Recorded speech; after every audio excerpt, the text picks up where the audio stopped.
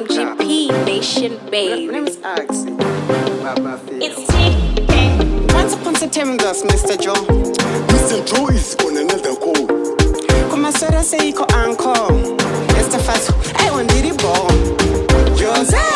Joze. Joze. Joze. Get to this roche mana Joze.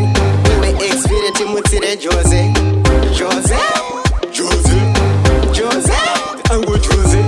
I wanna we say arguda Joze. Joze. Joze. Nisha shiva kundi vengera Joze. Anzi jeni ndikugara na Joze. Tenge tiri mwedu tina Joze. Eva chidedzira mkoma Joze. Kunge ambo uya chiti Uncle Joe. Azoti Mr. Joe. Pakungoda Joze yaba. Chingoti Joseph inamikaza kati. Omirira. Kwete kodoti manyira. Kitaka mutikinyira. Joze. Joze. Joze. Joze. Geto rese roche mana Joze. We experience mutsire Joze. Joze. Joze. Joze. Ango Joze. I wanna we say arguda Joze. Joze. Joze. Nozviziva munobatikana. Pamwe nekuboikana. Pamwe makashaya mukana. Asi takawana mukanwa. Atingambonzi takanganwa. Handisati ndakanganwiwa. Apasati pafiwa. Pachiri kuraramiwa. Joze vana vadaditande. Vana vese vopingana nendende. Pamwana wireshende.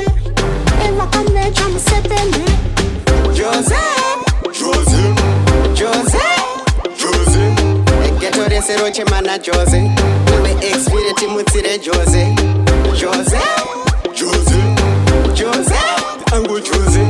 I wanna we say arguda Joze. Joze. Joze. Panenge pachiri variwa nekutandariwa. Panenge pachinwanwiwa nekukanganwiwa. Ndakanamiwa ndakabiwa. Kwese tunodhaka baba ndakapiwa. Ndikuti ndakaloka baba ndakakiwa. Ndichitaura kuti ndakadhakiwa. Kunge baba makiwa. Avana mai makiwa. Kunge pakakiwa. Babiwa. Hey, my name is Axon, guy from location in Waka. Joze.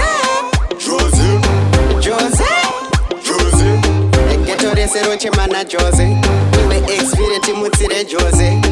Joze. Joze. Joze. Ango Joze. I wanna we say arguda Joze.